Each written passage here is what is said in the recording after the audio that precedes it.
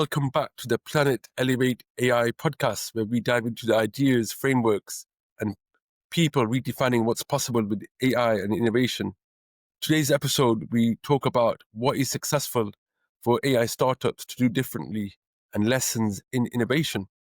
Today, I'm joined by someone who's not only helpful in starting up organizations and building smarter with AI, but scaling the success sustainably without overbuilding, overhiring, or burning out.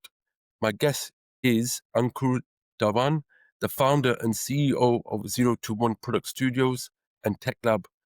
021 is an AI-first product-led tech and data practice and helps growth stage companies bring structure to speed and clarity to complexity. Welcome on board, Ankur. Very nice meeting you, Imran. Fantastic to have you on this episode. Great to be here as well with you in your company. Ankur's experience as a founder and product leader led him to build 021 after facing the same challenges many early stage teams face, trying to find the right product and tech partners who don't just ship fast but scale wisely and smartly. His team includes 5 ex-Amazonians, and they've helped companies grow significantly using a framework called Minimum Scale Velocity, or MSV for short. Again, we'll dive into that later on. And here's something fun. On New Year's Eve, Ankur steps out of the startup world and into the kitchen. He's been known to cook up an entree for the menu at the Ear Inn, one of New York City's oldest restaurants. Ankur, do you want to tell us a bit more about that? Yeah, that's just a hobby. I started doing that pre-COVID, mostly. A friend of mine owns a restaurant here. It's actually a bar. It's a 200-year-old bar, and every New Year's they have a very intimate affair with all the patrons. And 2018, he asked me, do you want to cook something? And I said, okay. And then that became more of a tradition every year for a few years. Perfect. Excellent. Okay. Any favorite dishes that you recommend, Ankur? I like food in general. What I cook mostly is very heavily influenced by where I grew up. So I grew up in Kashmir in India. It's a lot of meats and a lot of dishes made out of goat, and that I have a soft corner for. Fantastic. Really, really good to hear that. If you can just share with us about your personal story, your journey as a founder, and what led you to 021 and your mission behind the product studios. Yeah. So 021 is a little over 2 years old. My background, the majority of my corporate career was in American Express and then at Amazon.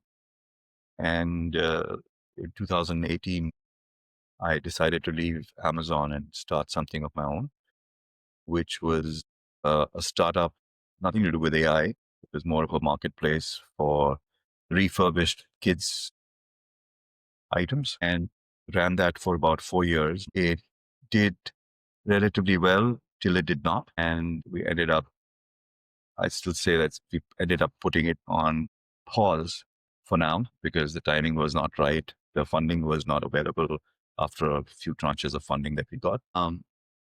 And post that, I was trying to figure out, okay, what should I do next? And 021 was an idea that was built. It was grounded in my frustration as a founder, trying to find the right tech partners. So it started off very organically by, saying, you know what, I want to just be fractionally involved with startups and growth stage startups on the product side.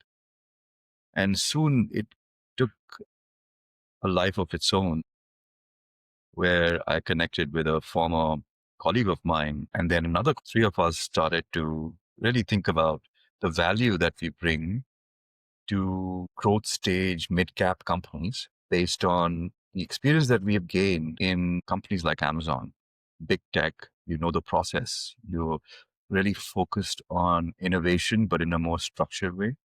And then on the other side, being really, really scrappy on the startup side, where you don't know, where you're constantly refining, you're refining as you go. So The intersection of these two brought us together to realize that we could be at a defining moment or a redefining moment, consulting, or how consulting should not be an outsourced function, but an embedded function. So, and that was the starting of that. And like looking at customer needs and the client's needs, we realized that, okay, how do we create a completely product-led model which embeds these teams in our client's ecosystem and talks their language? It shares their goals, or the team shares their goals. They have complete ownership and they're not afraid of talking back when they see something is wrong.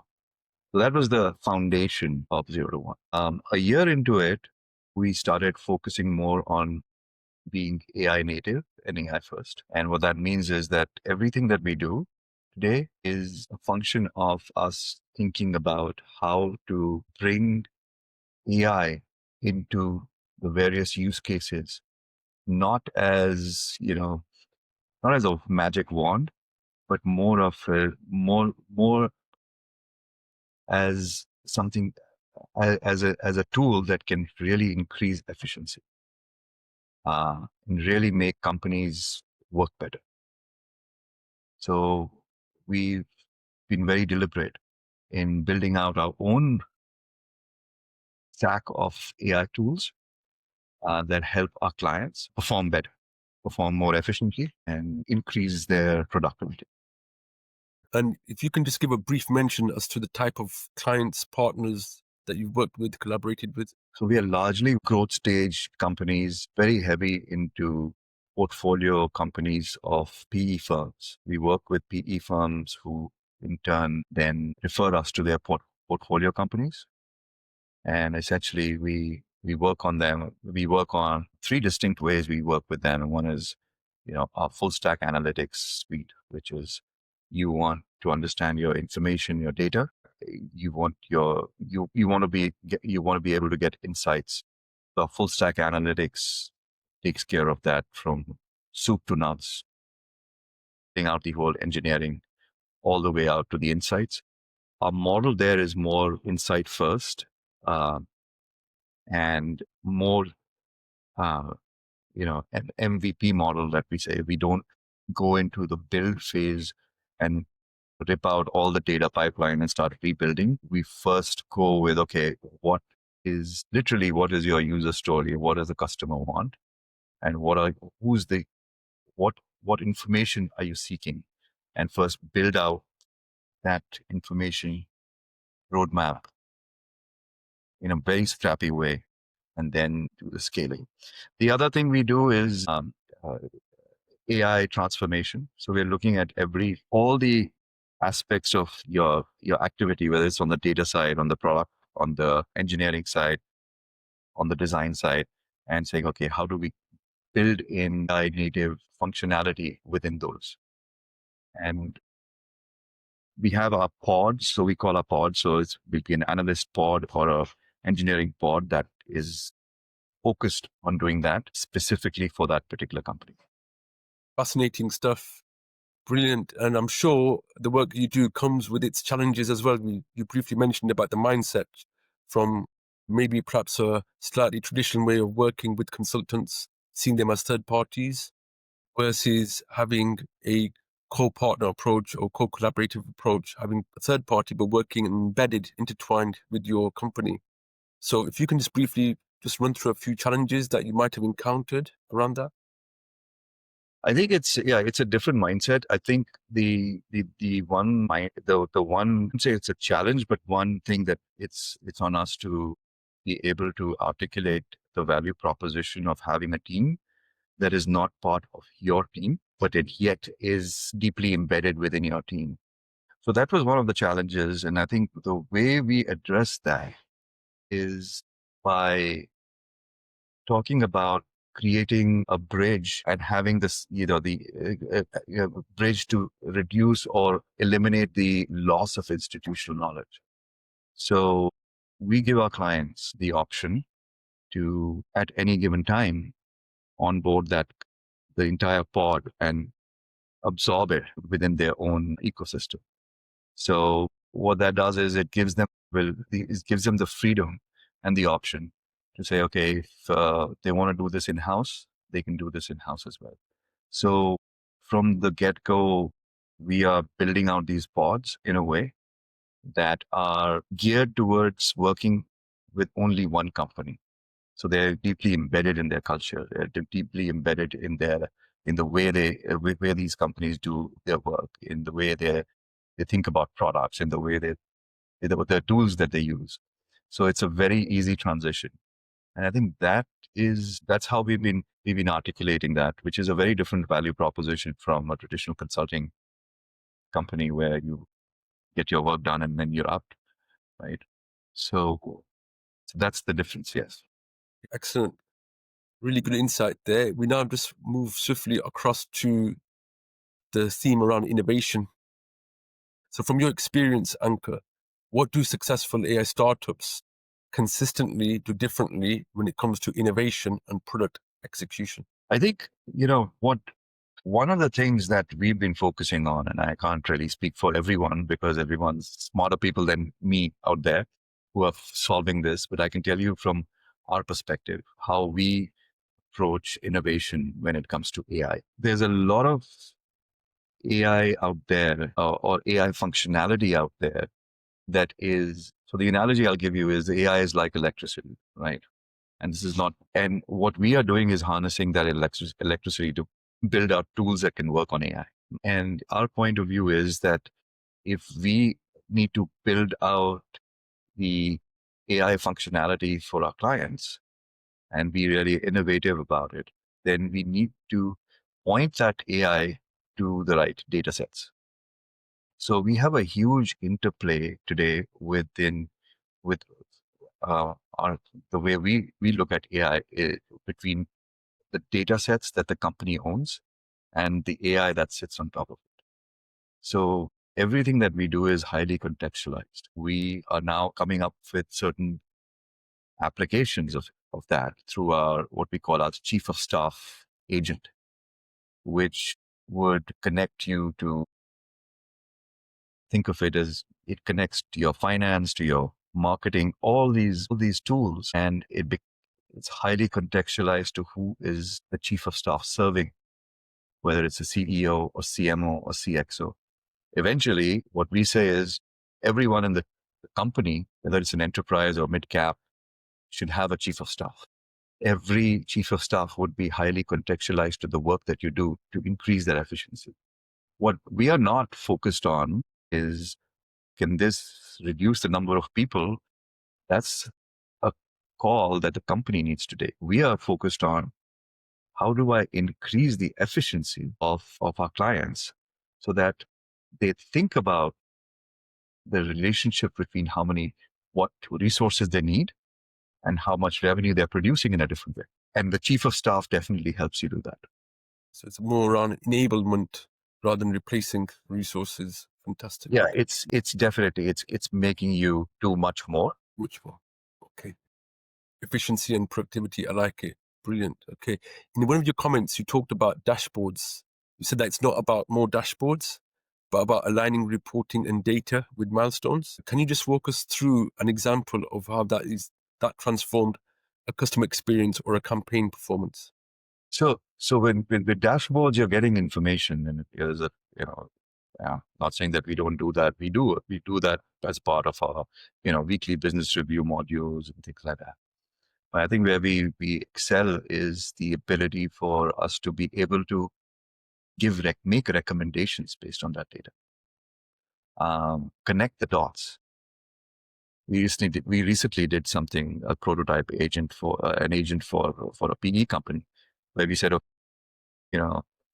was a market intelligence agent, and the agent was like, okay, you're looking at your LinkedIn information and your competitors' LinkedIn information on one side, looking at blogs on the other side, looking at what customers are saying on the other side, connecting all of that and saying, okay, these guys are hiring so-and-so person, and they are saying these things about certain products. You can infer that they are moving towards something. So that's a clear signal that your competitors are, or one of your competitors moving towards a certain way product or building out certain capabilities. That's a clear signal for you to act on. So dashboards only give you information. We are focused more on giving insights. Context, the story behind what's happening, and also acting as well, action with the Yes. insight. Insights and the recommendations of what possible actions you should be taking. Okay, so a lot of startups rush into moving into AI with their sales and marketing teams, but without a coherent, clear strategy. What's your advice to early stage companies looking to integrate AI into customer facing workflows without wasting resources? Yeah, I think the best way to do that is to do multiple proof of concepts. Again, I'll lean back to what has worked for us. It's more contextual, and I'm not giving a very broad Sure. I think advice. the audience would appreciate that, Ankur. Yes. Yeah, I'll tell you what has worked for us. What's worked for us is we've testing all these AI initiatives with our clients without charging them anything. We want them to get used to it. We want them to get comfortable with it, and we want to get the feedback from them to refine it. And over time, what we've seen is the adoption becomes mostly organic. So you have this agent, why don't you use it for a few months? Let us know. And then people start using it and people start liking it. And then, and then they don't want to give it up. So the monetization definitely is, it's the second step towards to adoption. So, and also because it's a very new category, right? And there's it's a crowded market. AI is becoming a crowded market. Like everybody's got AI, everybody's doing something or the other. What we didn't want to do is do anything horizontal. So we picked our lanes and focus and verticalized it so that we are focusing on problem statements rather than focusing on industry problems. So we're not solving for the industry, we're solving for a problem statement of a client. So I think keeping that narrow scope and then widening it over time is really helpful. And do you find there's some key common trends in terms of problems you're uncovering and addressing? Yes. I think one key problem that everyone has is they have a lot of information. And with AI, they're also making a lot of information, just they don't know what to do with that information. So we are focusing on building out our agents that can actually help you synthesize that information and really distill it down to what you want or what you need as an executive. And that's why we wanted to start from take a top-down perspective, start with the CEO and the CMO and the CFO, and then go down. Because when you do that, you are taking that information at a higher level for a CEO, and then distilling it down and making it more granular for people who are actually doing the tasks. Brilliant, really good insight there. So you mentioned about MSV, minimum scale velocity. Can you tell us a bit more about this term for our audience? What makes it such a game changer for growth stage teams trying to prioritize and pace their AI investments? So minimum scale velocity, in essence, is an adaptation of the lean startup model, but for growth stage companies, right? What it basically says is, okay, before you do anything, before you invest, you identify the minimum amount of investment that is required to get you the maximum bang for your buck. And the reason it's important in AI is because you don't, there is a lot of experimental stuff in AI. And I wouldn't say AI is experimental, it's game changing. I'm saying that the way AI is implemented could be experimental, right? And the level of what kind of AI you need to implement is also experimental. So it comes back to saying, okay, you know what? Let's build it in such a way that you have you have an insight first model. You are using the MSV to right size the investment, and then you are doing a sequenced launch based on what you need, which is based on what is successful, and you can define those success criteria. So it helps you to control the innovation, um, and and connect it back to some ROI that you are expecting, rather than just giving someone a mandate to do everything AI, which is not possible. Because we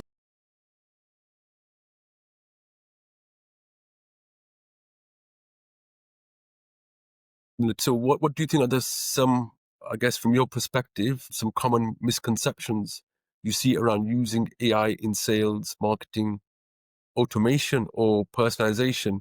And how do you help teams course correct? as my head of AI says, AI is not magic, right? Looks at information and makes sense of that information based on the framework that you feed it. So I think that's the biggest misconception, that we will get AI and everything else will change. And that's why when we go to our clients and we say, look, AI is just one of the arrows in your quiver. That's not the end all, right? You got to do other stuff as well to bring AI to life. And it's not just about an LLM. It's not, AI is much bigger than the chat GPTs and is much bigger than chat GPT and using chat GPT or Claude. It's really understanding what the problem is. What are you trying to solve? And can you or can you not do it most effectively and most efficiently through AI? Or is there another way to do it which may be better suited than an AI implementation? So that's the first thing that we have to articulate to our clients, is that, okay, it's not the only thing. And there are other ways as well. We just have to find the right use case. Really good, really inspiring. Thank you so much there, Ankur. We're going to go to our quickfire segment now, which are 3 quickfire questions for fun for the audience. Sure. So I guess whatever you can think of first could be a response. I don't know. But one AI trend or tool you're really excited about this year? I think the only one that I'm really excited about is that I can code today without knowing a single word in coding, because English is becoming the language for coding. That just level sets everything. It's levels the playing field for everyone. Good. A book or blog or podcast you recommend to any founder working with AI? I think before understanding AI, everyone should understand how the human brain works and the human how human beings react to certain things. So I would definitely suggest Daniel Kahneman's Thinking Fast, Thinking Slow, because it'll lay out. It's foundational to understand how people think before you can figure out how you want AI to interact with people. So Thinking Fast, Thinking Slow, a recommendation by Ankur. We'll keep a lookout for that. Brilliant. Thank you for that. And of course, what's your signature dish when you're cooking at the Ear in New York? I would say Kashmiri meatballs. How can people find you, Ankur? So where can they find you online? My email address is the best, or LinkedIn. LinkedIn, they can find me on LinkedIn or my email address. I think that's the two things that are probably the best. Okay, that's really helpful. Thank you so much there. So Ankur, this has been such a rich conversation, with really good insight and very inspiring story today. Thank you so much for being here and sharing such grounded, actionable insights. I especially loved how you framed scaling with intention rather than intensity. And you talked about MSV, and you talked about working as core teams together, embedding rather than working in silos. That's really, really helpful. For our listeners, if you're building or scaling with the AI and want to move from traction to systems that last, go and check out Ankur's work at 0 to 1. You'll find a link to this LinkedIn and site in the show notes. And if you really enjoyed this episode, don't forget to follow, rate, and share, subscribe, so more builders and leaders like you can find the podcast. Thanks for tuning into the Planet Elevate AI podcast. Until next time, keep innovating, keep elevating, and do it with purpose. Thank you.